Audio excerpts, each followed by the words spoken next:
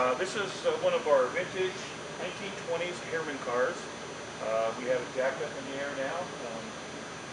It was built by the Pullman Company, and what we are doing now is we are currently raising the fleet to match our Amtrak, our first class cars.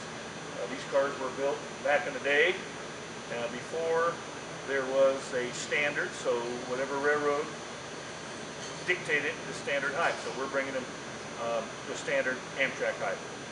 While we have them up, we're doing a half-hep conversion and a brake conversion.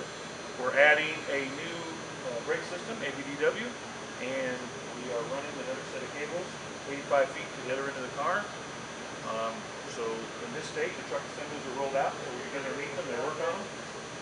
And we'll turn one of these cars around in about 2 days, and it takes the guys from the car shop and the HVAC electrical department to make this happen.